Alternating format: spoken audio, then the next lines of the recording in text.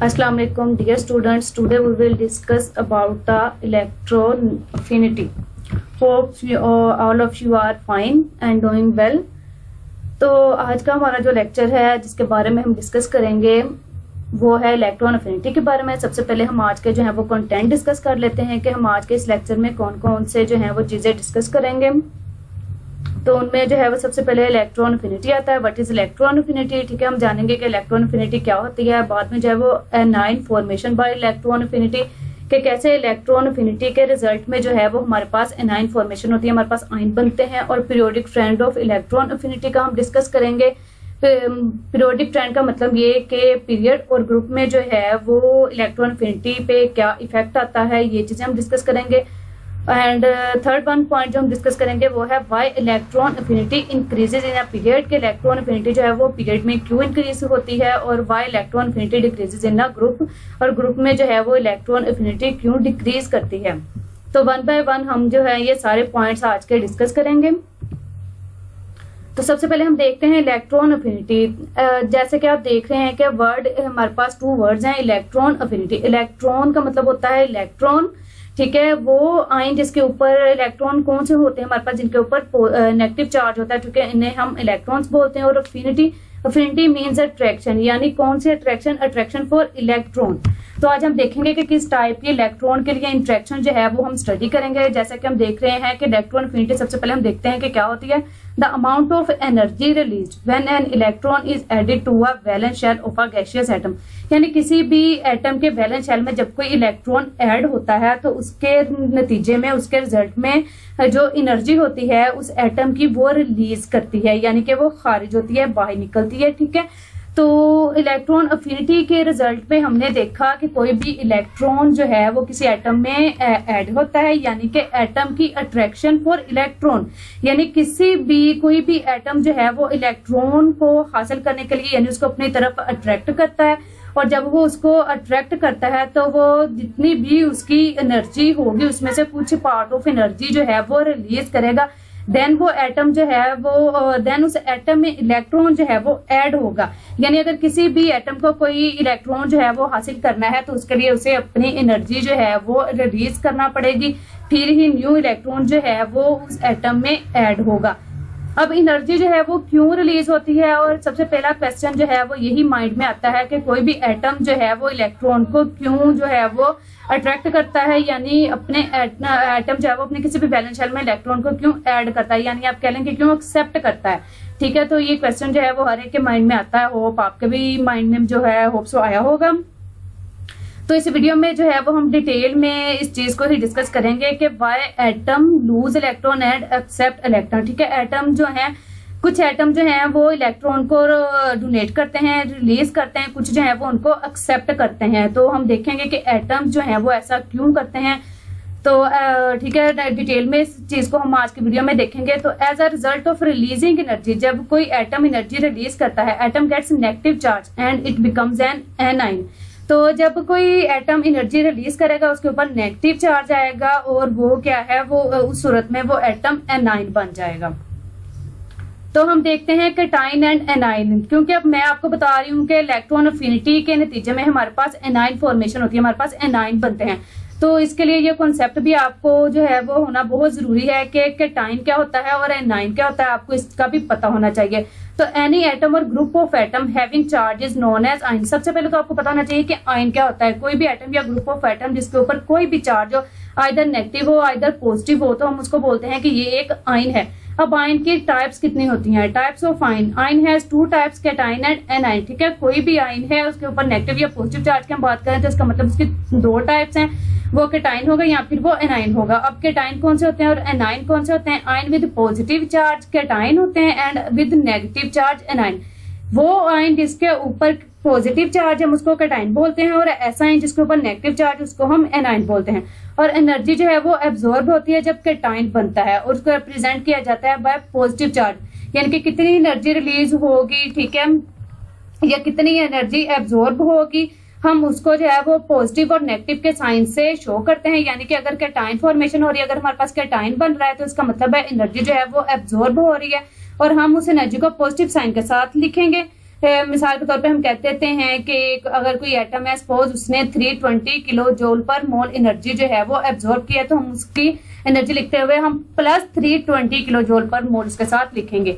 और एनर्जी जो है वो रिलीज होगी जब एनाइन बनेगा और उसको रिप्रेजेंट किया जाता है नेगेटिव चार्ज से। इसी तरह अगर कोई एनाइन बन रहा है तो 320 सपोज एनर्जी जो है वो रिलीज हो रही है, तो हम लिखेंगे -320 किलो जूल पर मोल इस आयन की जो है, इस एनाइन की एनर्जी रिलीज हुई है, यानी इनाइन फॉर्मेशन में एनर्जी जो है वो रिलीज हुई है। तो एग्जांपल आप देखें कि एनाइन और कैटाइन कैसे बनते हैं। जैसे फॉर एग्जांपल सोडियम है, सोडियम अगर अपना एक इलेक्ट्रॉन लूज कर देता है, यानी कि रिलीज कर देता है, ठीक है, डोनेट कर देता है किसी को, तो उसके ऊपर पॉजिटिव चार्ज आएगा, तो ये सोडियम कैटाइन बन जाएगा। ठीक है, इसको हम बोलेंगे सोडियम कैटाइन। और मिसाल के तौर पर अगर आप देखें क्लोरीन है, वो एक इलेक्ट्रॉन अगर गेन कर लेता है तो क्लोरीन के ऊपर नेगेटिव चार्ज आ जाएगा, तो ये क्या बन जाता है, एनाइन। ठीक है, क्लोरीन एनाइन।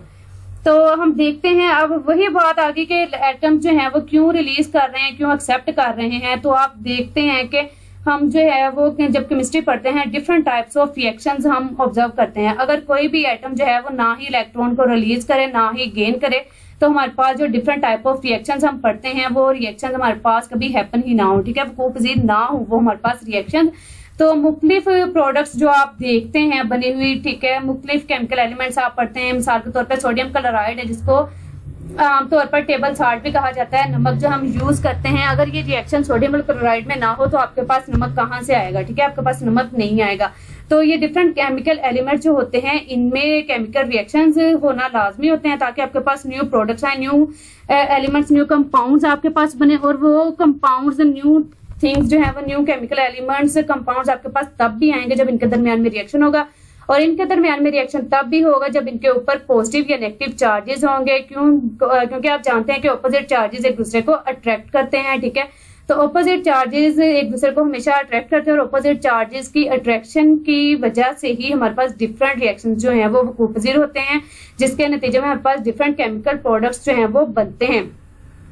अब आप यहाँ पे देखेंगे सोडियम क्लोराइड में कैसे केमिकल रिएक्शन होता है। अगर आपने इलेक्ट्रॉनिक कन्फिग्रेशन आपको पता है क्या होती है तो ठीक है, वो आप बहुत अच्छे से जानते हैं कि सोडियम का जो है वो एटॉमिक नंबर 11 होता है, क्लोरीन का जो है वो 17 है। अगर आपको इलेक्ट्रॉनिक कन्फिग्रेशन का नहीं पता तो उस पर मैंने सेपरेट वीडियो अपलोड की है, काइंडली आप वो जरूर देखेगा ताकि आपको इस इलेक्ट्रॉनिक कन्फिग्रेशन की समझ आ सके। तो वापस आते हैं अपने लेक्चर की तरफ। सोडियम का एटॉमिक नंबर है 11। तो अब देखते हैं फर्स्ट शेल जो है वो उसका ये न्यूक्लियस है, इसके फर्स्ट शेल में 2 इलेक्ट्रॉन है, ठीक है, सेकंड में 8 है और थर्ड शेल में इसके 1, 2 और 8 10 और 1 11, ये इसके 11 इलेक्ट्रॉन जो है वो पूरे हो गए हैं। अब मैं आपको कह रही हूँ कि सोडियम का एटॉमिक नंबर है 11। एटॉमिक नंबर का मतलब होता है नंबर ऑफ प्रोटॉन्स, और नंबर ऑफ प्रोटॉन्स जो है वो किसी भी एटम के इक्वल होते हैं नंबर ऑफ इलेक्ट्रॉन्स के। यानी जितना भी उसका एटॉमिक नंबर होगा किसी भी एलिमेंट का, उतने ही उसमें नंबर ऑफ प्रोटॉन्स होंगे, और जितने उसमें नंबर ऑफ प्रोटॉन्स होंगे उतने ही उसमें नंबर ऑफ इलेक्ट्रॉन्स होंगे। तो अब हम चलते हैं क्लोरीन की तरफ, जिसका एटॉमिक नंबर है 17। अगर हम देखें तो फर्स्ट ये है इसका न्यूक्लियस और इसके फर्स्ट शेल में 2 इलेक्ट्रॉन, सेकंड में 8, 2 और 8 10 एंड थर्ड वन में इसके 7 इलेक्ट्रॉन, ये 17 इसके इलेक्ट्रॉन कंप्लीट हो गए। अब आप देखिए हमने पढ़ा था ऑक्टेट रूल। ऑक्टेट रूल ये होता है कि ऑक्टेट रूल के अकॉर्डिंग हर एलिमेंट जो है वो ये चाहता है कि उसका आउटर मोस्ट शेल जो है उसमें 8 इलेक्ट्रॉन्स जो हैं वो कंप्लीट हो। क्यों कंप्लीट हो? क्योंकि 8 इलेक्ट्रॉन्स कंप्लीट होने से उसका ऑक्टेट कंप्लीट हो जाता है और वो स्टेबल हो जाता है। तो स्टेबिलिटी हासिल करने के लिए हर इंसान जैसे चाहता है वो स्टेबल हो, इसी तरह हर एलिमेंट भी यही चाहता है कि वो स्टेबल हो। और ये स्टेबिलिटी के चक्कर में ही डिफरेंट एलिमेंट्स जो हैं वो एक दूसरे के साथ रिएक्ट करते हैं, अपने इलेक्ट्रॉन्स जो हैं वो एक दूसरे के साथ शेयर करते हैं, कुछ डोनेट करते हैं, कुछ एक्सेप्ट करते हैं, ठीक है। इसी वजह से मुख्तलिफ बॉन्ड्स भी जो हैं वो हमारे पास बनते हैं। तो अगर ये इलेक्ट्रॉन्स जो हैं वो स्टेबल ना होना चाहें, स्टेबिलिटी ना हासिल करना चाहें, तो ये जो है वो सेपरेट ही बिल्कुल पड़े रहें, कोई किसी के साथ कोई रिएक्शन ना करे, और अगर इनमें कोई रिएक्शन ना हो हमारे पास डिफरेंट केमिकल प्रोडक्ट्स भी ना बने। तो अब देखिए इसके पास थे 7 इलेक्ट्रॉन, तो ऑक्टेट रूल के अकॉर्डिंग इसको चाहिए 1 इलेक्ट्रॉन अपना ऑक्टेट कंप्लीट करने के लिए और स्टेबिलिटी हासिल करने के लिए। अब अगर यहाँ पे हम देखें तो इसके पास सोडियम के पास है 1 इलेक्ट्रॉन, तो इसको क्या चाहिए? इसको चाहिए अपने पास 7 इलेक्ट्रॉन्स अपना ऑक्टेट कंप्लीट करने के लिए टू गेट स्टेबल। अब यहाँ पे जो आप देख रहे हैं कि सोडियम को चाहिए 7 और क्लोरीन को चाहिए 1 इलेक्ट्रॉन। कोई 7 इलेक्ट्रॉन तो अपने जो है वो सोडियम को देगा ही नहीं, ठीक है ना, कि एक या दो की बात होती तो चले ठीक है शेयर हो सकते थे, अब 7 के 7 इलेक्ट्रॉन कौन इसको डोनेट करे। उसकी बनिस्बत अगर आप क्लोरीन की तरफ जाते हैं तो क्लोरीन के पास है 7 इलेक्ट्रॉन, तो क्लोरीन सोडियम से 1 इलेक्ट्रॉन ले सकता है कैसे। अब अगर सोडियम 1 इलेक्ट्रॉन अपना डोनेट कर दे, ठीक है, तो उसके पास क्लोरीन के पास 8 पूरे हो जाएंगे और सोडियम के पास जो है वो वापस 2 और 8, ठीक है, उसके पास सेकंड शेल बचता है उसमें 8 इलेक्ट्रॉन और सोडियम यूं जो है वो स्टेबल हो सकता है। मगर इसका मतलब ये नहीं कि वो बिल्कुल ही जो है वो निकाल देगा 1 इलेक्ट्रॉन, उसके साथ कोई इसका जो है वो लिंक ही नहीं होगा, बिल्कुल रिलीज कर देगा, लूज कर देगा, ऐसे नहीं होता। ये आपस में इनकी शेयरिंग होती है, ठीक है। यहाँ से 1 इलेक्ट्रॉन शेयर करेगा और यहाँ से ये जो 7 इलेक्ट्रॉन्स हैं ये क्लोरीन के, ये दोनों जो है सोडियम का 3rd शेल और क्लोरीन का 3rd वैलेंस शेल जो है वो आपस में रिएक्ट करते हैं और इनके दरमियान जो है वो बॉन्ड बनता है।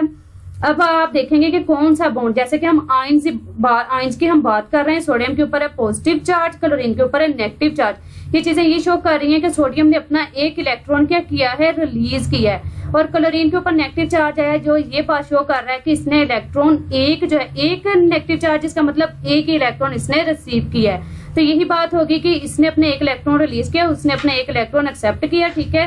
ये 1 और 7 मिलके म्यूचुअल इनकी शेयर आपस में, मतलब कि आप कह लें कि 1 इलेक्ट्रॉन इनके दौरान ना तो वहां से बिल्कुल लूज हुआ है इलेक्ट्रॉन, आपस में इनकी अट्रैक्शन डेवलप हुई है, ठीक है। ये आपस में अट्रैक्शन डेवलप हुई है उसके साथ और इसके 1 इलेक्ट्रॉन ने मिलकर आपस में एक दूसरे को अट्रैक्ट किया है और जिसके नतीजे में हमारे पास सोडियम क्लोराइड बन गया और उसके पास भी जो है वो आपने 8 इलेक्ट्रॉन एक किस्म के कंप्लीट हो, क्योंकि यहाँ से 1 इलेक्ट्रॉन शेयर है और यहाँ से 7 जो है वो इसके साथ अट्रैक्ट कर रहे हैं, इसके पास भी अपने 8 इलेक्ट्रॉन जो है सोडियम के पास भी पूरे हो गए हैं। तो 2 आयंस की वजह से ये बॉन्ड बना है, तो इस बॉन्ड को हम कहते हैं कि ये इनके दरमियान बॉन्ड भी कौन सा है, आयनिक बॉन्ड है। तो सोडियम और क्लोराइड ने यूं जो है वो रिएक्शन में पार्टिसिपेट किया है, तो क्लोरीन की जो है वो इलेक्ट्रॉन अफिनिटी ज्यादा है, तो ये जो 1 इलेक्ट्रॉन सोडियम की तरफ से शेयर हुआ है इसका ज्यादा झुकाव किसकी तरफ होगा, क्लोरीन की तरफ। क्यों? क्योंकि क्लोरीन की इलेक्ट्रॉन अफिनिटी क्या है, सोडियम की बनिस्बत ज्यादा। अब इसकी वजह क्या है, क्यों क्लोरीन की जो है वो इलेक्ट्रॉन अफिनिटी ज्यादा है, क्लोरीन की इलेक्ट्रॉन अफिनिटी ज्यादा है सोडियम की निस्बत, इसी वजह से। क्यों? क्योंकि उसके पास पहले ही 7 इलेक्ट्रॉन तो उसको सिर्फ 1 इलेक्ट्रॉन की जरूरत थी।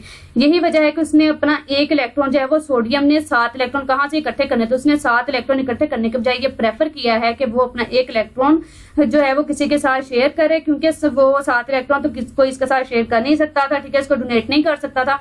तो इसकी बजाय के 7 इलेक्ट्रॉन किसी से ले, ये बात इजी थी कि वो अपना 1 ही किसी के साथ जो है वो शेयर करे।